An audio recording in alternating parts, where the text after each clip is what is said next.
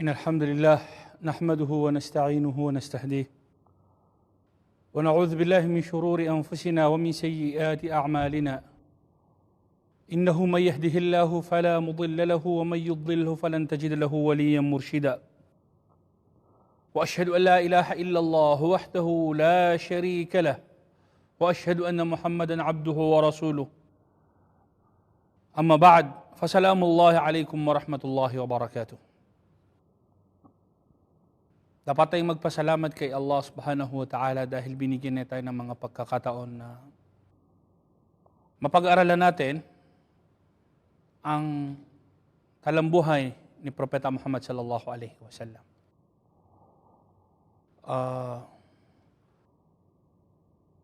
Maraming mga nagtatanong bago tayo pumasok sa sira ng propeta, talambuhay ng Propeta Muhammad sallallahu alaihi wasallam. May mga kapatid na nagtatanong, nagsasabi sila na bakit kailangan pa natin pag-aralan ang sira ng Propeta Muhammad sallallahu alaihi wasallam? Bakit kailangan pa natin pag-aralan ang talambuhay ng Propeta Muhammad sallallahu alaihi wasallam? Bakit hindi natin pag-aralan halimbawa ang Quran? Bakit hindi natin pag-aralan na lang ay ang kanyang mga katuruan? O kaya ang kanyang mga kasabihan, yung mga hadith? Bakit hindi na lang natin pag-aralan yung mga fiqh, Islamic jurisprudence? Bakit hindi na natin pag-aralan ang tauhid? Mga tanong na kung titingnan natin ay pwede natin sabihin na okay yung tanong, may kabuluhan ang tanong. Bakit nga ba natin pag-aralan ang sira ng Propeta Muhammad sallallahu alaihi wasallam at iiwanan natin yung mga ibang bagay na sa tingin ng iba ay mas importante ito kaysa sa sira ng Propeta Muhammad sallallahu alaihi wasallam? Dapat natin tandaan na ang Islam ay isang kumpletong relihiyon. Ang Islam ay isang kumpletong relihiyon at tinatalakay nito ang Quran, tinatalakay nito ang hadith, tinatalakay nito ang fiqh, tinatalakay nito ang tauhid. Pero lahat ng mga ito ay isinabuhay ng Propeta Muhammad sallallahu alaihi wasallam. At dahil doon, hindi natin maiintindihan ang Quran ng maayos. Hindi natin maiintindihan ang hadith ng maayos. Hindi natin maiintindihan ang fiqh ng maayos.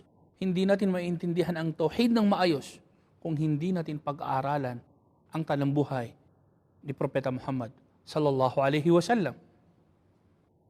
Dahil sino ba ang taong isinabuhay niya ang lahat ng mga ito? Diba siya ang Propeta Muhammad sallallahu alaihi wasallam?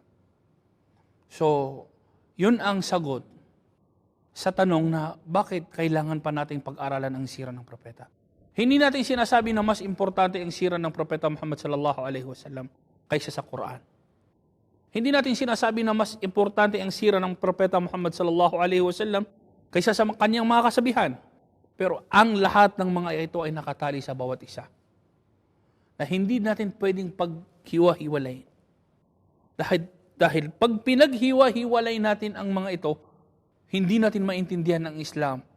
At doon may potensyal na maliligaw tayo ng landas.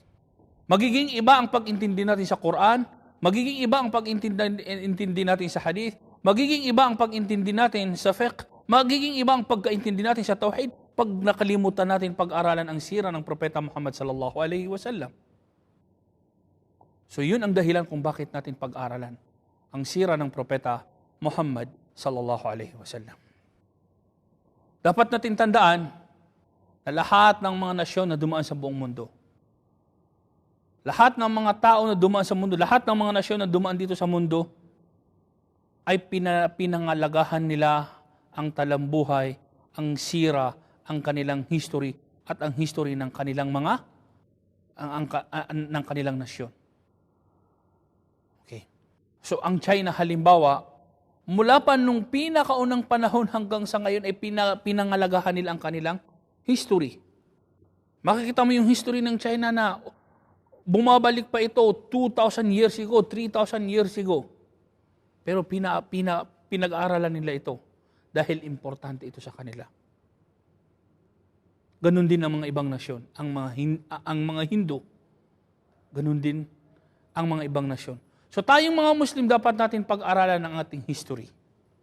Dapat nating pag-aralan natin ang ating history, at ang pinakamalaking parte ng ating history ay kung ano ang sira, ano ang talambuhay ng Propeta Muhammad sallallahu alaihi wasallam.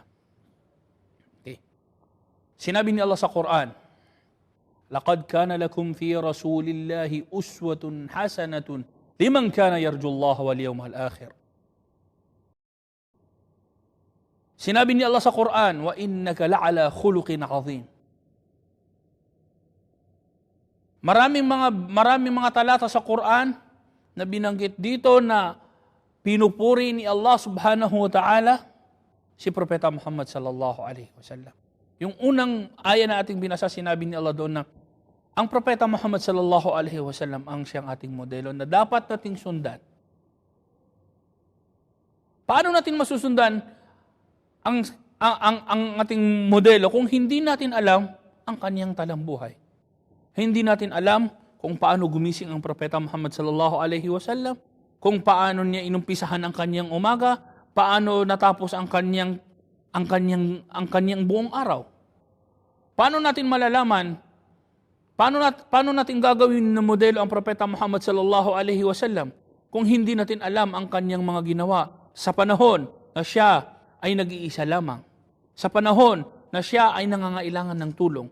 Paano natin magiging modelo ang Propeta Muhammad sallallahu alaihi wasallam kung may mga pagkakataon na hindi natin alam ang kanyang talambuhay, ang kanyang mga ginawa sa mga partikular na mga pangyayari?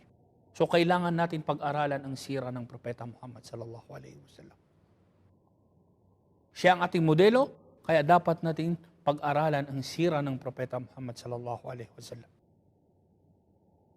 Kasama sa mga dahilan kung bakit dapat natin pag-aralan ang sira ng Propeta Muhammad sallallahu alaihi wasallam ay upang mapalakas nito ang ating paniniwala kay Allah subhanahu wa ta'ala. Ito yung pinaka-importanting bagay kung bakit dapat natin pag-aralan ang sira ng propeta, ang talambuhay ng Propeta Muhammad sallallahu alaihi wasallam. Taqwiyatul iman, upang palakasin ang ating iman. Wal yaqin, ang ating pananalig na kahit na anong problema ang dumating sa atin sa mundo, ay may propeta tayo na sinasandalan. May propeta tayo na si Muhammad sallallahu alaihi wasallam na kung ano ang kanyang ginawa nung dumating sa kanya ang mga panahon na lahat ng mga tao ay pinagkaisahan ng propeta Muhammad sallallahu alaihi wasallam, ay nalagpasan niya ito. So, palalakasin ng sira, ng talambuhay ng Propeta Muhammad sallallahu alaihi wasallam ang ating paniniwala kay Allah subhanahu wa ta'ala, at bibigyan tayo ng pananalig na kahit na anong problema ang dumating sa atin sa mundo, mas malaki ang dumating na problema kay Propeta Muhammad sallallahu alaihi wasallam. At kung nalagpasan yun ng Propeta Muhammad sallallahu alaihi wasallam, malalagpasan natin ang ating mga problema. Sa paanong paraan? Dapat natin pag-aralan ang sira ng Propeta Muhammad sallallahu alaihi wasallam. Sa isang hadith, sinabi dito na inna asyaddun nasi balaan al-anbiya. Ang may mga pinakamalaking trials na dumating sa kanila dito sa mundo ay ang mga anbiya, ang mga propeta na sinugo ni Allah. May mga propeta na dumating dito sa mundo. Kinuha sila ng kanilang mga tauhan at hinati sa gitna. Propeta yon. Dahil sila ay mga taong may malakas na paniniwala kay Allah subhanahu wa ta'ala. Ang Propeta Muhammad sallallahu alaihi wasallam ay dumating sa kanya ang mga panahon nung pumunta ang Propeta Muhammad sallallahu alaihi wasallam sa Taif. Dumating sa kanya ang panahon na lahat ng mga tao sa Taif ay binato ang Propeta Muhammad sallallahu alaihi wasallam. Mga matatanda, mga bata, ipinag-utos ng mga namumuno sa Taif na batuhin ang Propeta Muhammad sallallahu alaihi wasallam. Dumugo ang lahat ng parte ng kanyang katawan, liban lamang sa kanyang dalawang palad, sa kamay at sa paa. Umalis ang Propeta Muhammad sallallahu alaihi wasallam sa Taif. Dumating sa kanya ang anghel Sinabi niya kay Propeta Muhammad sallallahu alaihi wasallam na kung gugustuhin ng Propeta Muhammad sallallahu alaihi wasallam na kunin ng anghel na yon ang dalawang malaking bundok at sirain ang mga taong to, itong mga taga-Taif, ay kayang gawin ng mga anghel na ito. Pero ano ang sinabi sa kanyang ng mahal na Propeta Muhammad sallallahu alaihi wasallam? Hindi. Makikita natin dito yung sabar, yung kaniyang pananalig na darating ang panahon na ang mga taga-Taif ay yayakap din sa Islam. Doon makakakuha tayo ng lesson na kahit gaanong kalaki ang trial na dumating sa atin, mas malaki ang dumating kay Propeta Muhammad sallallahu alaihi wasallam. Taqwiyatil iman, palalakasin ng sira ng Propeta Muhammad sallallahu alaihi wasallam ang ating paniniwala kay Allah subhanahu wa ta'ala. At ang ating pananalig na lahat ng mga ito, lahat ng mga problema na dumating sa atin, ay malalagpasan natin. Dumating kay Propeta Muhammad sallallahu alaihi wasallam ang mga panahon na lahat ng mga masasamang katangian dito sa mundo ay sinabi sa kanya. Sinabi na siya ay mangmang. Sinabi na ang Propeta Muhammad sallallahu alaihi wasallam ay majnun. Ibig sabihin wala sa tamang pag-iisip. Sinabi na ang Propeta Muhammad sallallahu alaihi wasallam ay isang magician. Pero nalagpasan to ng Propeta Muhammad sallallahu alaihi wasallam. At tandaan natin sa panahon natin sa ngayon, ginagawa pa rin ito kay Propeta Muhammad sallallahu alaihi wasallam. May mga tao na nagsasabi ng Propeta Muhammad sallallahu alaihi wasallam ay womanizer. Ibig sabihin mahilig sa babae. Ang Propeta Muhammad sallallahu alaihi wasallam ay mamamatay tao. Mula noong mga panahon na yon hanggang sa ngayon ay ibinabato pa rin ito kay Propeta Muhammad sallallahu alaihi wasallam. Ano nga lang ang pinagkaiba? Ang pinagkaiba nga lang ay hindi natin sinunod yung pagiging modelo natin kay Propeta Muhammad sallallahu alaihi wasallam. Na kung paano niya pinakitunguhan ang mga taong nagsabi sa kanya na siya ay isang magician, kung paano niya pinakitunguhan ang mga tao na nagsabi na siya ay isang balyo, ay hindi natin sinunod. Pero tayo ay gumawa ng ibang paraan upang ipagtanggol ang Propeta Muhammad sallallahu alaihi wasallam. At yung mga paraan na ito ay dumaan minsan sa mga marahas na pamamaraan. Ay pinagbabawal ng Islam. Kung buhay ang Propeta Muhammad sallallahu alaihi wasallam sa ngayon, hindi niya ipag-uutos sa atin na gawin ng mga Muslim, na ipagtanggol siya sa mapangahas na pamamaraan. Dahil ni minsan hindi ipinagtanggol ng Propeta Muhammad sallallahu alaihi wasallam ang kanyang sarili mismo sa marahas na pamamaraan. Kundi ang ipinagtanggol ng Propeta Muhammad sallallahu alaihi wasallam ay ang relihiyong Islam, hindi ang kanyang pangsariling interes. Makikita natin to sa mga nangyari sa Taif. So, kailangan natin pag-aralan ang sira ng Propeta Muhammad sallallahu alaihi wasallam. Sa sira ng Propeta Muhammad sallallahu alaihi wasallam, makakakita tayo dito ng mga aral. Yung mga murabbi, yung mga educator, makakakita sila ng mga aral kung paano binigyan ng tarbiya ng Propeta Muhammad sallallahu alaihi wasallam ang kanyang mga tagasunod, ang kanyang mga sahaba.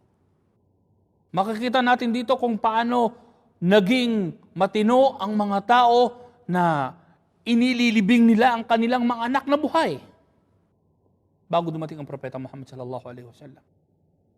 Paano tumino ang mga tao na sa panahon nila pag dumaan ang isang babae, kukunin nila ang babaeng buntis, bibiyakin nila ang kanyang tiyan para lang malaman kung ano ang sa loob ng sinapupunan ng isang babae. Yun ang panahon na dinatnan ng Propeta Muhammad sallallahu alaihi wasallam. At yung mga taong yun, naging matino ang kanilang pag-iisip. Naging maganda ang tarbiya sa kanila ng Propeta Muhammad sallallahu alaihi wasallam. So yung mga murabbi, makakakita sila ng uslub, ng pamamaraan ng pagtarbiya sa mga tao na kanilang gustong bigyan ng tarbiya. Pero paano natin makikita yon? Makikita natin yon pag pinag-aralan natin ang sira ng Propeta Muhammad sallallahu alaihi wasallam. Makikita natin yon pag pinag-aralan natin ang talambuhay ng Propeta Muhammad sallallahu alaihi wasallam, kung paano niya pinakitunguhan ang kanyang mga naging kaibigan, ang kanyang mga naging kaaway, ang kanyang mga naging ang kanyang mga asawa, ang kanyang pamilya at yung mga taong nakapalibot sa kanya. So, makikita natin ito sa sira ng Propeta Muhammad sallallahu alaihi wasallam. Sa mga ulama makikita nila sa sira ng Propeta Muhammad sallallahu alaihi wasallam kung paano bigyan ng tamang pag-intindi ang mga aya ng Quran. Kung paano bigyan ng tamang pag-intindi ang mga kasabihan ng Propeta Muhammad sallallahu alaihi wasallam. Sa paanong paraan dapat nilang pag-aralan ang sira ng Propeta Muhammad sallallahu alaihi wasallam. Itong talatang ito, kailan ito ipinahayag halimbawa? Ipinahayag to kay Propeta Muhammad sallallahu alaihi wasallam sa ganitong panahon. So ang ibig sabihin, itong aya na ito, itong fiqh na gustong ipalabas sa aya na ito, kunin sa aya na ito ay ganito. So paano yun nangyari? Pinag-aralan nila ang sira ng Propeta Muhammad sallallahu alaihi wasallam. Yung mga ulama, paano nila makukuha ang fiqh, yung mga ahkam sa mga na nakapaloob sa Quran at sa mga ahadith ng Propeta Muhammad sallallahu alaihi wasallam? Magagawa lang to ng mga ulama, ng mga fuqaha, kung pag-aralan nila ang sira ng Propeta Muhammad sallallahu alaihi wasallam.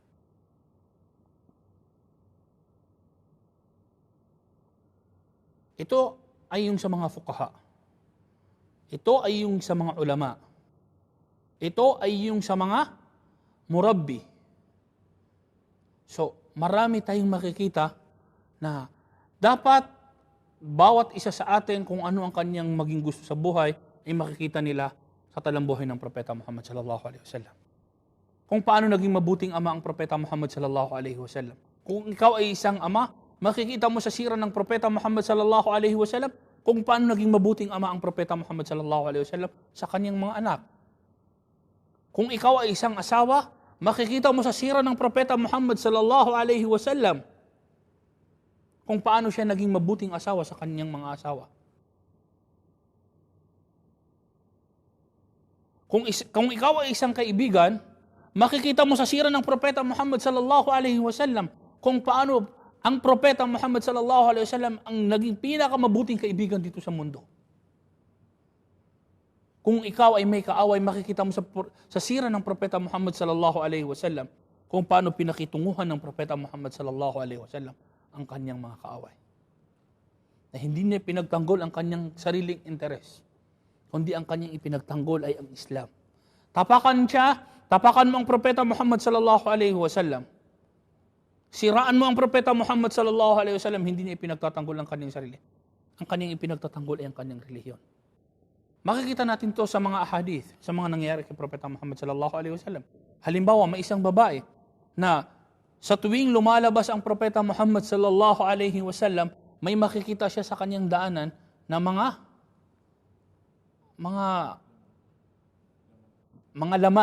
lamang loob ng isang hayop.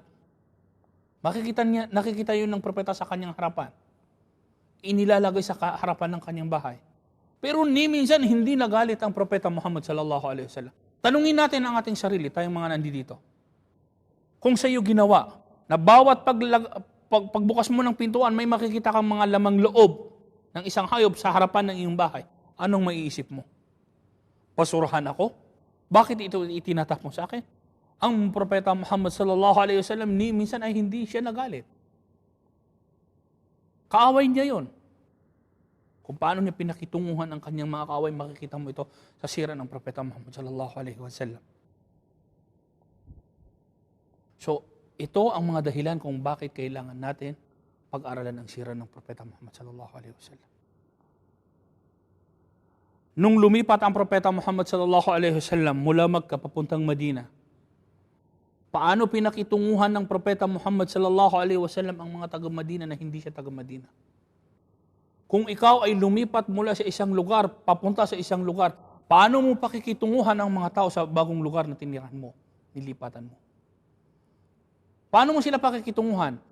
Kunin mo ang sira ng Propeta Muhammad sallallahu alaihi wasallam, pag-aralan mo. Makikita mo doon kung paano sila pinakitunguhan ng Propeta Muhammad sallallahu alaihi wasallam.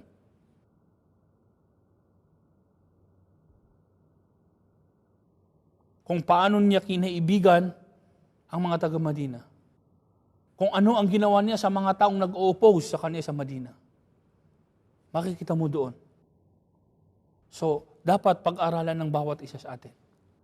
Kung ikaw ay isang leader, pag-aralan mo ang sira ng Propeta Muhammad sallallahu alaihi wasallam at makikita mo sa kanyang sira, makikita mo sa talambuhay ng Propeta Muhammad sallallahu alaihi wasallam na siya ang pinakadakilang pinuno sa buong mundo.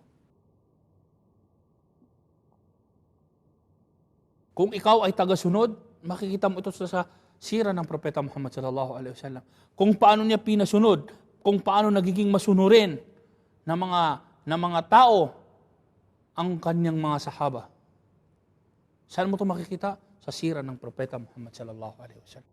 So ito yung mga dahilan kung bakit kailangan natin pag-aralan ang sira ng Propeta Muhammad sallallahu alaihi wasallam.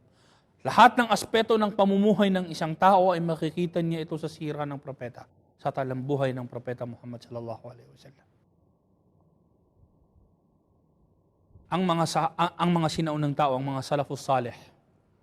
Ang mga salafus salih, makikita natin kung paano nila binigyan ng pagpapahalaga ang sira ng propeta.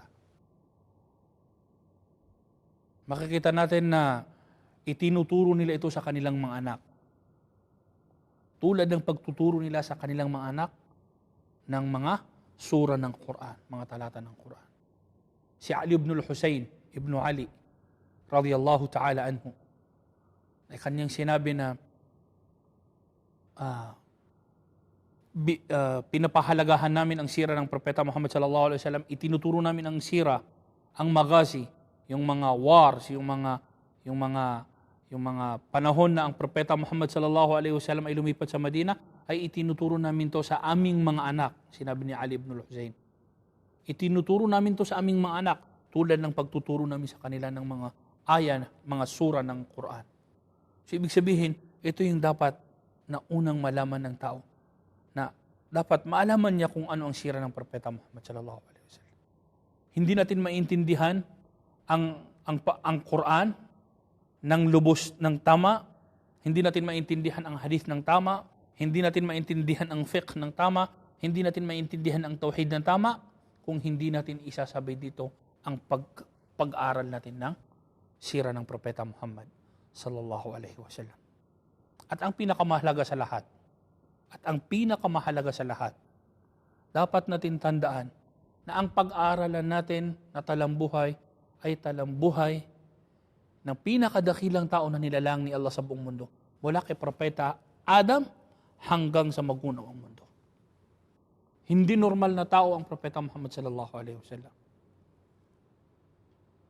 Hindi normal na tao ang Propeta Muhammad sallallahu alaihi wasallam. Kaya hindi lamang tayong mga Muslim ang nagbibigay ng pagpapahalaga sa sira, sa talambuhay ng Propeta Muhammad sallallahu alaihi wasallam. Kasi pati yung mga hindi Muslim, pinag-aaralan nila ang sira ng Propeta Muhammad. Kung sila nga kaya na hindi mga Muslim, ay binigyan nila ng pagpapahalaga na dapat pag-aralan nila ang sira ng propeta, tayo pa kayong mga Muslim. Ito ang problema sa atin Ito ang problema sa atin. Na maraming mga Muslim na nagsasabi na, ako ay Muslim, ako ay ganito. Pero pag tinanong mo sa kanila yung tafasil, sa mga nangyari sa panahon ng Propeta Muhammad sallallahu alaihi wasallam, ay hindi nila alam. So paano mo sasabihin na ikaw ay masunuring Muslim? Yung modelo na dapat gawin mong modelo sa iyong pamumuhay dito sa mundo ay hindi mo alam. Hindi mo alam kung paano siya gumising. Hindi mo alam kung paano niya pinakitunguhan ang mga kakaibigan niya. Hindi mo alam kung paano niya pinakitunguhan ang mga bisita na pumunta sa kanyang bahay. Hindi mo alam kung paano niya pinakitunguhan ang kanyang mga asawa. Paano ka magiging modelong asawa?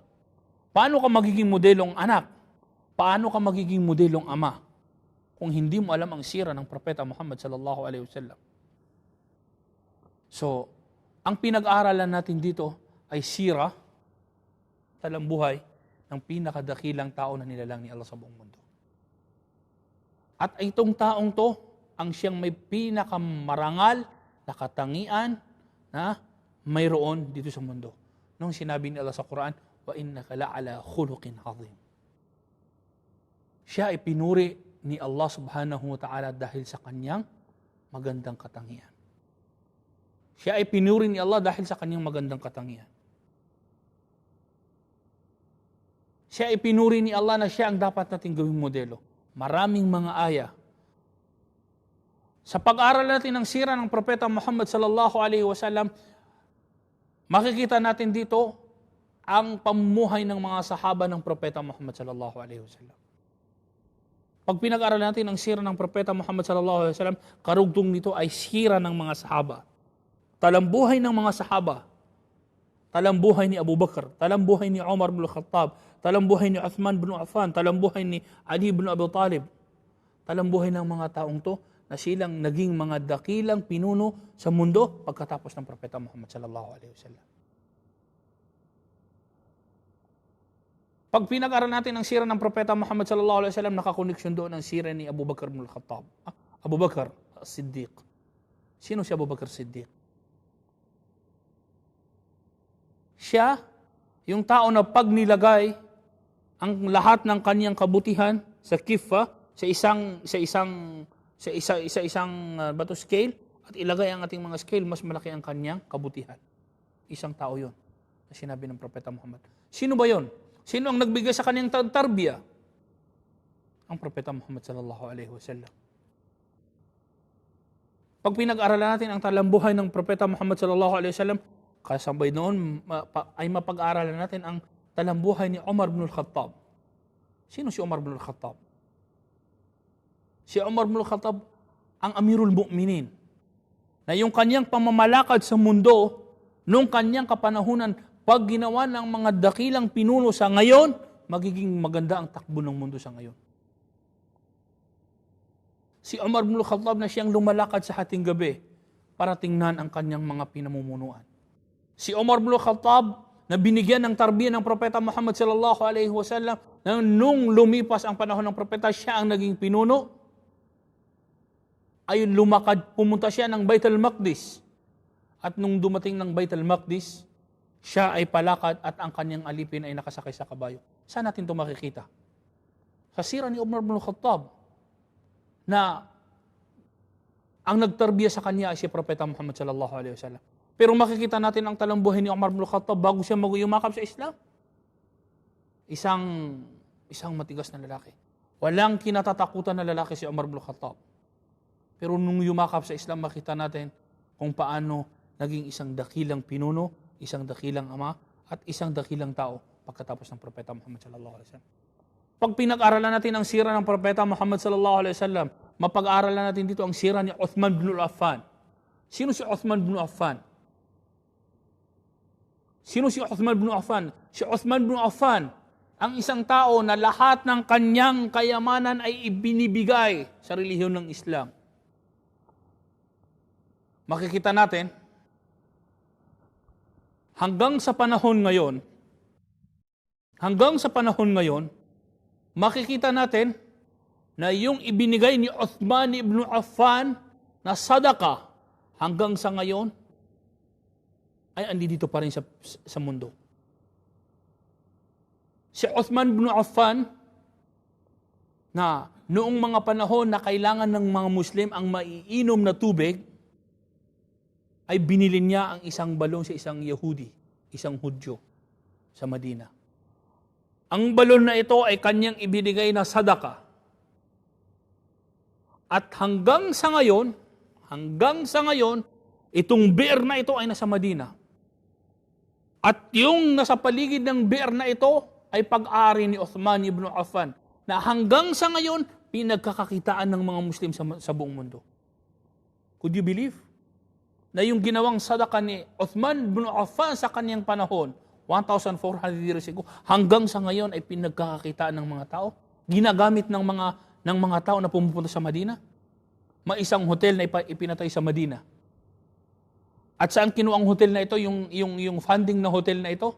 Doon sa beer na binili ni Uthman sa Yahudi sa panahon ng Propeta Muhammad sallallahu alaihi wasallam. Hanggang sa ngayon ay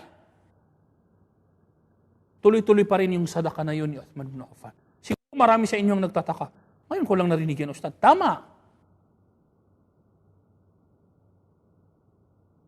Sino si Uthman bin Affan? Paano siya naging ganun? Naging ganun si Uthman bin Affan dahil kay Propeta Muhammad sallallahu alaihi wasallam. Naging ganun ang talambuhay ni Uthman bin Affan dahil sa tarbiyah na binigay sa kanya ni Propeta Muhammad sallallahu alaihi wasallam. Si Ali ibn Abi Talib, kasama sa mga sahaba ng Propeta Muhammad sallallahu alaihi wasallam. Sino si Abu Talib? Sino si Ali ibn Abi Talib? Siya yung bata na nung umalis ang Propeta Muhammad sallallahu alaihi wasallam sa Makkah at lumipat sa Madina, siya yung bata na natulog doon sa higaan ng Propeta Muhammad sallallahu alaihi wasallam. Kanya humiga si Ali ibn Abi Talib doon sa higaan ng Propeta Muhammad sallallahu alaihi wasallam kahit alam niya na darating ang mga tao na at papatayin ang Propeta Muhammad sallallahu alaihi wasallam. Kanyang ibinigay ang kanyang buhay kay Propeta Muhammad sallallahu alaihi wasallam. Paano naging ganun si Ali ibn Abi Talib? Dahil sa tarbiyah na binigay sa kanya ng Propeta Muhammad sallallahu alaihi wasallam. Kasama sa pag-aaral natin ng sira ng Propeta Muhammad sallallahu alaihi wasallam ay mapag-aaralan natin ang sira ni Khalid ibn Walid. Sino si Khalid ibn Walid? The greatest general in the history of mankind. Siya ang pinakadakilang leader, mandirigma mula noon nilalang ni Allah ang mundo hanggang sa ngayon. Na hanggang sa ngayon, ang mga strategy na binigay ni Khalid ibn Walid sa kanyang panahon ay pinag-aaralan sa iba't ibang parte ng mundo. Hanggang sa ngayon, pinag-aaralan kung bakit ito ang ginawa ni Khalid ibn Walid. Paano naging ganun si Khalid ibn Walid? Dahil kay Propeta Muhammad sallallahu alaihi wasallam. So maraming koneksyon ang sira ng Propeta Muhammad sallallahu alaihi wasallam sa iba't ibang parte ng ating relihiyon. At lahat ng iba't ibang parte ng ating relihiyon, ang sira, ang Quran, ang hadith, ang tauhid, ang fiqh, ang talambuhay ng mga sahaba, hindi ito magiging kompleto kung wala ang talambuhay ng Propeta Muhammad sallallahu alaihi wasallam. Kaya kailangan natin dapat pag-aralan ang sira ng pinakadakilang tao na nilalang ni Allah dito sa buong mundo. Okay. Ang tanong, Ustad, ano ang mga sources? Ano ang mga sources na kung saan doon natin makikita ang talambuhay ng Propeta Muhammad sallallahu alaihi wasallam? Una, sa mga sources na doon natin makikita ang talambuhay ng Propeta Muhammad sallallahu alaihi wasallam, una is yung Quran. Although yung nasa Quran ay hindi detalyado. Binanggit sa Quran makailang beses ang Propeta Muhammad sallallahu alaihi wasallam.